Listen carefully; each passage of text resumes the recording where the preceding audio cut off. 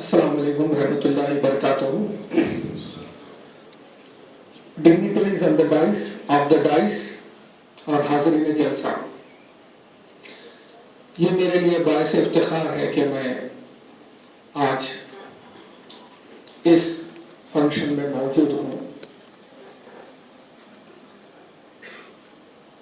मगर मुझे ये खदशा है कि कहाँ तक मैं इस फंक्शन में फिट हूँ एज ए स्पीकर। अभी इंट्रोडक्शन में जनाब बिलाल ने कहा मेरे बारे में। आज सुबह में जब मैं स्टार्ट हो रहा था पहले लेक्चर के लिए, सुबह 7 बजे एक लेक्चर था, वहां से कुछ टीवी में प्रोग्राम्स थे। जैसे उन्होंने कहा कि पिछले 20-22 साल तकरीबन 15 कंट्रीज में गुजरे हैं, हार्वर्ड यूनिवर्सिटी से लेकर लाहौर यूनिवर्सिटी तक। मगर मैं समझता हूं कि आज का जो लेक्चर है और टॉपिक है उसके हिसाब से, या तो उम्र के हिसाब से या तजुर्बे के हिसाब से, मैं ये कह नहीं सकता हूं कि मैं कितना जस्टिफाई कर सकूंगा। वैसे ऑर्गेनाइजर्स ने कहा कि मैं इंग्लिश में बात करना चाहिए, because most of my lectures, whether it is the management lectures and public lecture, they are in English language. मगर मैं समझता हूं कि मौजू के लिए खालिस इंग्लिश और खालिस उर्दू में बात करना ज्यादा मुनासिब नहीं रहेगा।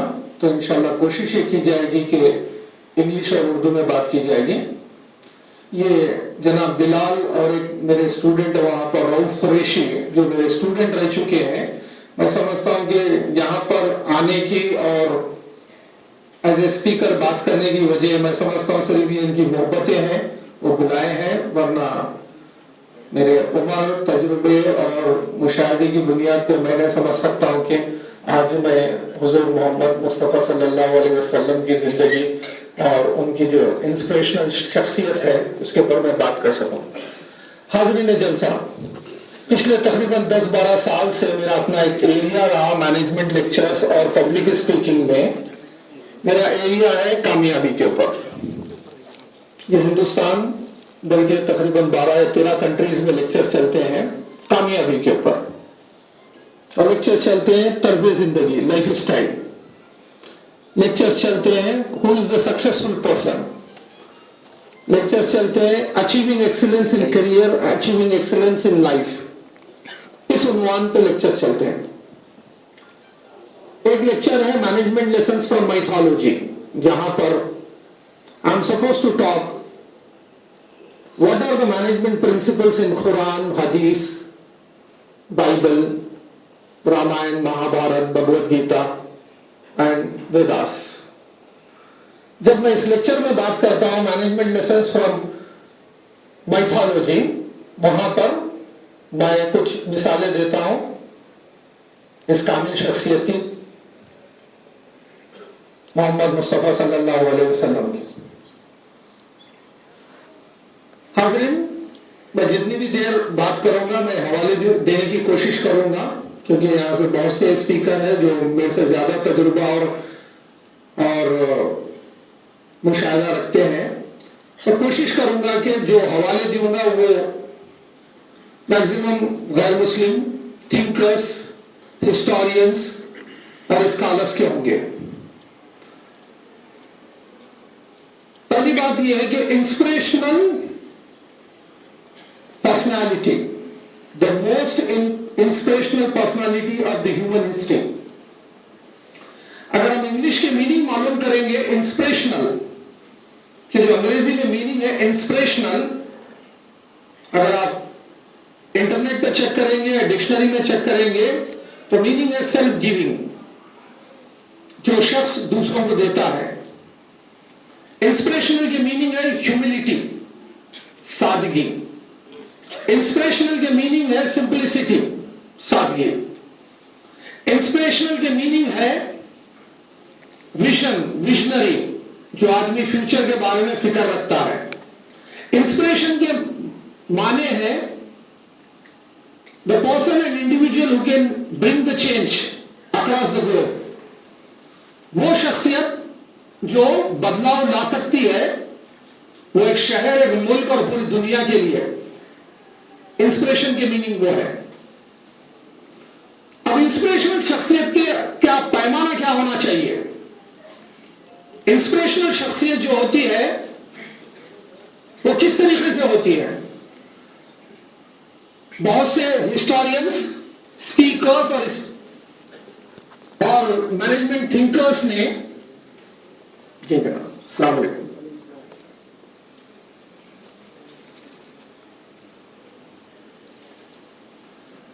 तो जहां तक इंस्पिरेशनल पर्सनालिटी का मामला है, बहुत से हिस्टोरियंस और मैनेजमेंट थिंकर्स ने वो डिफाइन किया अपने अपने हिसाब से। पहला हवाला मैं देना चाहूंगा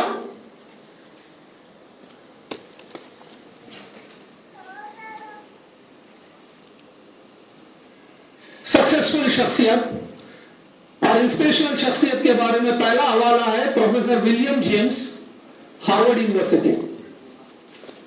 professor William James Harvard university की अपनी एक रिसर्च रही है। उन्होंने कहा कि हर शख्स को जो कामयाबी मिलती है, पहले मैं अंग्रेजी में कहूंगा, the what ever success the individual achieves, 85% it is because of the positive attitude he has, and 15% whatever education and qualification he has got. And he has written, unfortunately, the whatever efforts, money and time we spend for our education, right from KG to PG, it contributes only the 15% of success. Remaining 85% it is the positive attitude. Professor William James Harvard university का कहना यह है कि आपकी हमारी जिंदगी में, कोई शख्स की जिंदगी में जो कामयाबी अल्लाह ताला देता है, वो 85% ये कामयाबी मिलती है पॉजिटिव एटीट्यूड की वजह से। वो है मुस्बित सोच। मैं समझता हूं दुनिया की कोई ऐसी शख्सियत नहीं होंगी जहां पर हम मिसाल लेंगे हजरत मोहम्मद मुस्तफा सल्लल्लाहु अलैहि वसल्लम। कई जगह जिक्र है कि मुखालिफीन के साथ इनके रिलेशनशिप के, हुस्न सलूक। दूसरा मामला था 3000 साल पहले, चाइनीज का एक मुफक्किर है कन्फ्यूशियस। उन्होंने अपनी किताब में लिखा है, कामयाब आदमियों की पहचान यह है कि they don't believe in extremes. दुनिया में जितनी भी एक्सट्रीम चीजें हैं वो खराब है, और जो शख्स एक तवाजुन मेंटेन करता है, बैलेंस मेंटेन करता है, वो कामयाब होता है। मैं समझता हूं कि जहां तक तवाजुन का ताल्लुक है, बैलेंस का ताल्लुक है, वो हमें हजरत मोहम्मद मुस्तफा सल्लल्लाहु अलैहि वसल्लम की टीचिंग्स में मिले हैं। तवाजुन, बैलेंस, निजाम। ये दूसरी मिसाल है। ऐसे कई मिसालें हैं जिसमें से एक मैनेजमेंट थिंकर है जिनका नाम है रॉबिन शर्मा। उन्होंने कई किताबें लिखी हैं। उनका कहना है कामयाब आदमी की पहचान, उन्होंने किताब का उन्वान लिखा है, who will cry when you die. उनका कहना यह है कि कामयाब आदमी की पहचान इससे की जा सकती है, वो आदमी के गुजर जाने के बाद कितने लोग उसे चाहते हैं और कितने लोग चाहकर रोते हैं। Who will cry when you die. इसी तरीके से मुझे इत्तेफाक हुआ था कराची यूनिवर्सिटी में एड्रेस करने का। वहां के जो वाइस चांसलर है वो पाकिस्तान के बहुत बड़े शायर भी हैं, प्रोफेसर पीरजादा कासिम। उन्होंने एक उर्दू की किताब दी थी, और उसमें से भी चंद लाइंस अक्सर ये कामयाबी के लेक्चर्स में मैं इस्तेमाल करता हूं।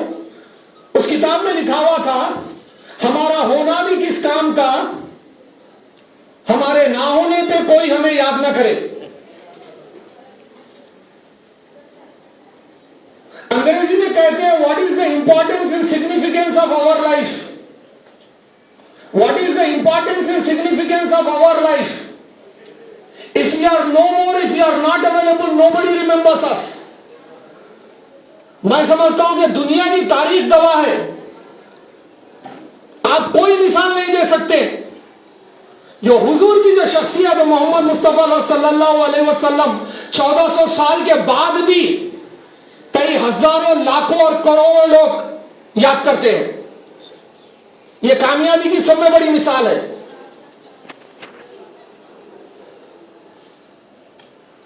और इस नाचीज को कुछ मौका मिला था, कुछ हार्वर्ड यूनिवर्सिटी, स्टैनफोर्ड वगैरह जो दुनिया के 10 बेहतरीन यूनिवर्सिटीज है, वहां कुछ सीखने का मौका मिला था। तो मुझे बात करना था कि लेटेस्ट मैनेजमेंट प्रिंसिपल्स, जब हम बिजनेस मैनेजमेंट पढ़ाते हैं तो कई प्रिंसिपल्स है कामयाबी के ताल्लुक से, कई प्रिंसिपल्स, कई उसूल है। दुनिया की तीसरी बेहतरीन यूनिवर्सिटी है वो है केलॉग, शिकागो में है, यूनिवर्सिटी ऑफ नॉर्थ वेस्टर्न का मैनेजमेंट डिपार्टमेंट है, जिसको हम केलॉग कहते हैं। दुनिया का तीसरा बेहतरीन इदारा है हार्वर्ड और स्टैनफोर्ड के बाद। मुझे कुछ बोलना था कि मैनेजमेंट प्रिंसिपल्स, इमर्जिंग ट्रेंड्स। तो वहां पर पूछा था कि कामयाबी किस तरीके से हासिल की जा सकती है। मैनेजमेंट में कई ऐसे कैरेक्टरिस्टिक्स हैं, खुसूसियात बयान करते हैं किताबों में, जिसके जरिए हम कामयाबी हासिल कर सकते हैं, जिसके जरिए हम इंस्पायर कर सकते हैं। मुझे याद है ये 2011 और 12 की बात है, जब मैंने जिक्र किया था कि मैनेजमेंट का क्या प्रिंसिपल हो सकता जो कि हमें मालूम कामयाबी दे सकता है परमानेंटली इन ए सस्टेनेबल वे। वहां पर मैंने जिक्र किया था one of the best management principle to achieve success, one of the best management principle to inspire others. अगर किसी को आप कामयाब करना चाहते हैं, अगर किसी की जिंदगी में अगर तब्दीली लाना चाहते हैं, we have the management principle I used to say working with opposite minds, working with opposite minds.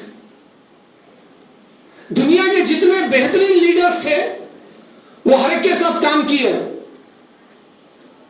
हर शख्स के साथ काम किए, मगर दुनिया की तारीख में मैं समझता हूं हुजूर मोहम्मद मुस्तफा सल्लल्लाहु अलैहि वसल्लम का नाम इसलिए आता है कि आपका जो हुस्न सलूक मुखालिफिन के साथ जो था वो एक रोल मॉडल है। आज के इस दौर में वही आदमी कामयाब हो सकता जो अपने अपोनेंट और मुखालिफिन और अपने क्रिटिक्स के साथ काम करे। मेरे मैनेजमेंट के कई प्रोवर्ब्स है जो मुहावरे होते हैं। आज से 10 साल पहले जब लेक्चर्स होते थे तो मैं कुछ प्रोवर्ब कहता था, keep the enemy alive, keep the enemy alive to improve my efficiency and productivity. मैं चाहता हूं कि मेरा दुश्मन ताकतवर होना चाहिए ताकि मेरी एफिशिएंसी और मैं प्रोडक्टिविटी बढ़ा सकूं। और ये जो उसूल है मैं सिर्फ ये हुजूर की सुन्नत से सीखा हूं। जो मुखालिफिन का जो बर्ताव था, जो ज्यादती थी, जो मुखालिफिन से जो मुश्किलें आई हैं, मैं समझता हूं दुनिया में कोई दूसरी मिसाल नहीं मिल सकती है। अब मैं कहता हूं कि कीप द क्रिटिक अलाइव और keep the critic active, keep the critic active to improve our efficiency and productivity. हमारे जो अपोनेंट और क्रिटिक्स होते हैं, हम उनका ख्याल रखना चाहिए क्योंकि वो है, हम अपने आप को इंप्रूव कर सकें। मुझे याद आता है बशीर बदर का वो शेर, मुखालिफतों से मेरी शख्सियत संवरती है, मुखालिफतों से मेरी शख्सियत संवरती है, मैं अपने दुश्मनों का बड़ा एहतराम करता हूं। माई personality is groomed My personality is groomed because of these critics, opponents and enemies. Because they are there, I could groom positively and I have got a lot of respect and regards for these critics. ऐसे कई वाक़े हैं।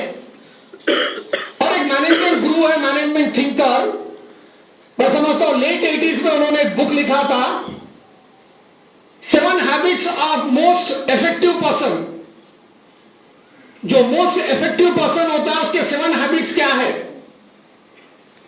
वो अपनी book में लिखा है कि प्रोएक्टिव, वो जो आदमी होता है प्रोएक्टिव होता है, रिएक्टिव नहीं होता है जो शख्सियत। Second, begin with the and in mind. अंग्रेजी में बिगिन विद द एंड। जो इंस्पिरेशनल शख्सियत होती है तो वो उसकी जो नजर होती है वो नतीजे के ऊपर होती है। क्या नतीजा? मंजिल के ऊपर होती है। Begin with the and in mind. और इफेक्टिव पर्सन, इंस्पिरेशनल पर्सन की जो खास बात उन्होंने लिखा है, थिंक विन विन विन। वो जो इफेक्टिव पर्सन होता है हमेशा कामयाबी कामयाबी कामयाबी के बारे में सोचता है। Effective person seeks to understand. जो भी टास्क होता है, जो भी चीज हासिल करना होता है, आप दूसरों को बोलने से पहले आप खुद समझना चाहिए और प्रैक्टिस करना चाहिए। यह खूबी थी तो 7 हैबिट्स में से। और नेक्स्ट वो था कि जो आदमी होता है वो विजनरी होता है, जो फ्यूचर के बारे में सोचता है।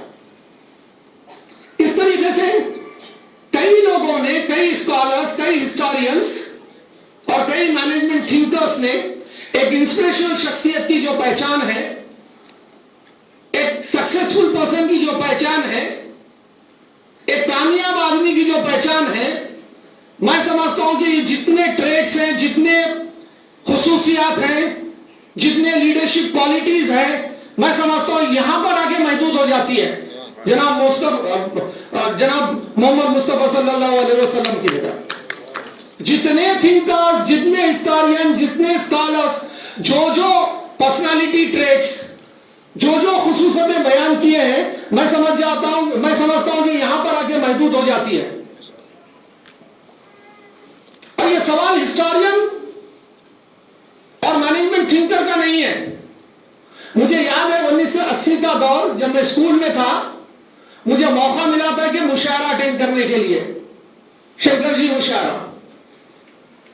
मैं सुना था जब वहां पर हजरत कैफ भोपाली को, मेरा अपना ताल्लुक उर्दू मीडियम से रहा, तो मैं समझता हूं कि हजरत कैफ भोपाली के जो 2 लाइन हैं, कम से कम मेरी जिंदगी में तो कुछ कामयाबी ला सके। हजरत कैफ भोपाली ने कामयाब आदमी की पहचान उन्होंने बताई। उन्होंने कंपेयर किया एक समंदर से। जैसे आपको मालूम है कि सोशल स्टडीज में स्कूल में जब पढ़ते थे, पानी और जमीन का जो कंपैरिजन है 2/3 1/3, पानी ज्यादा जमीन कम है।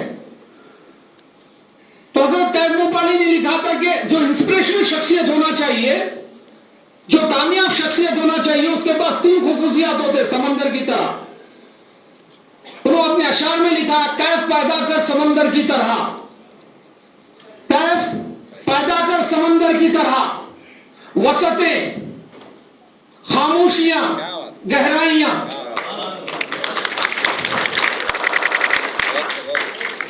हजरत कैफ भोपाली ने एक इंस्पिरेशनल शख्सियत की जो पहचान बताई है, जो समंदर की जो वसत है, एक इंस्पिरेशनल शख्सियत में वो वसत होना चाहिए। उर्दू में कहते हैं वसीम नजरी, अंग्रेजी में कहते हैं ब्रॉडर पर्सपेक्टिव।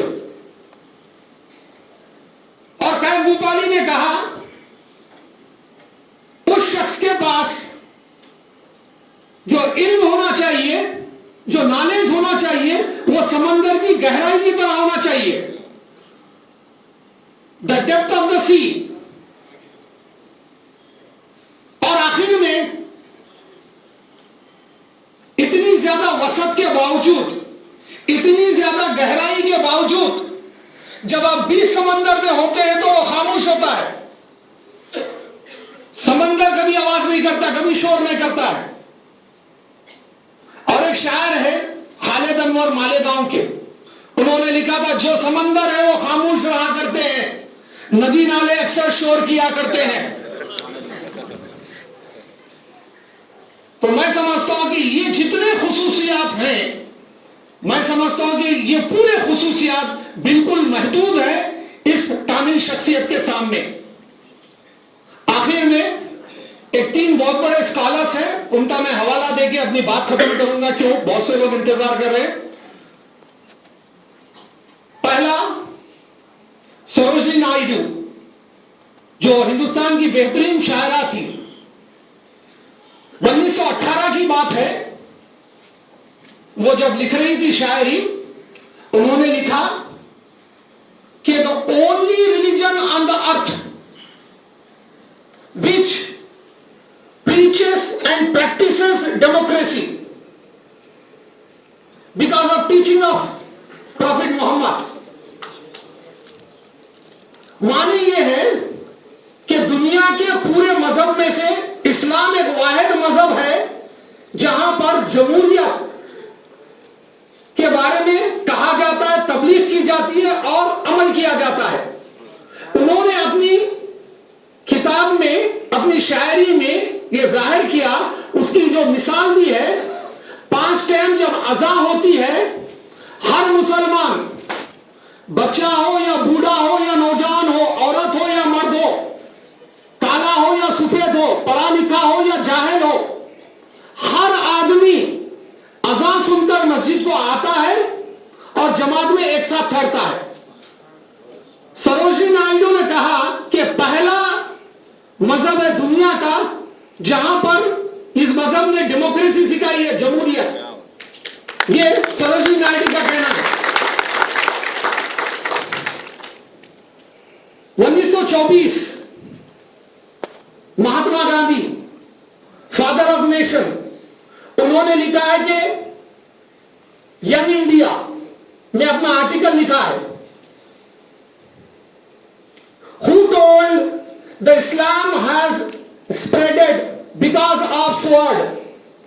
कौन कहता है कि इस्लाम जो फैला है वो तलवार के जरिए फैला है?